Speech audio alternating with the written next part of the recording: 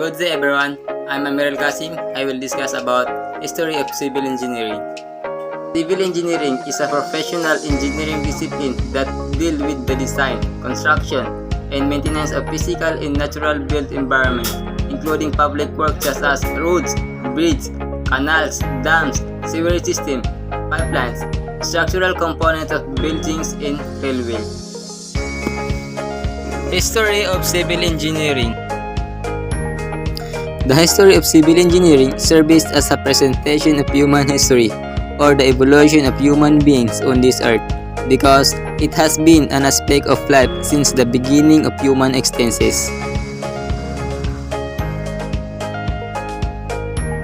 The earliest practices of civil engineering may have begun in ancient Egypt and Mesopotamia between 4000 and 2000 BC.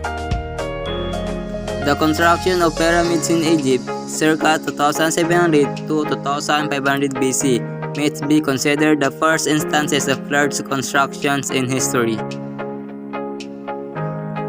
Around 2550 BC, Imhotep, the first documented engineer who built a famous stepped pyramid for King Djoser located at Saqqara necropolis. With simple tools and mathematics, he created a monument that stands to this day. His greatest contribution to engineering was his discovery of the art of building with shaped stones. Those who followed him carried engineering to remarkable heights using skill and imagination. So let's talk about historical structure by civil engineering. Next is the Parthenon by Equinus in ancient Greece, 447 to 438 BC. The Piano by Roman engineers, circa 312 BC. Other remarkable historical structure is the Great Wall of China by General Ming in under orders from Qin Emperor Qin Huangdi, circa 220 BC. Next, the stupas constructed in ancient Sri Lanka like the Jetavanaramaya. And last but not the least, the extensive irrigation works in Anuradhapura. The book Vitruvius De Architectura was published at 1 AD at around 15 BC by Roman architect Vitruvius in Rome. Give us a look at engineering education in ancient times. Engineering schools.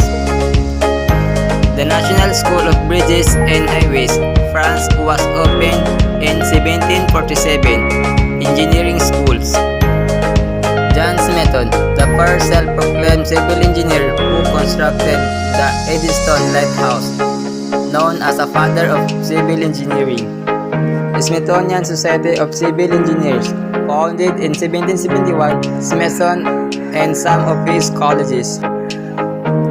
Institution of Civil Engineers in 1881.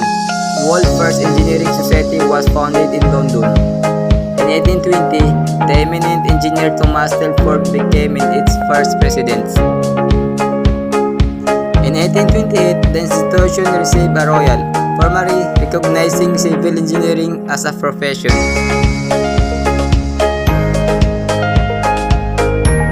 Each chapter defines civil engineering as civil engineering is the application of physical and scientific principles.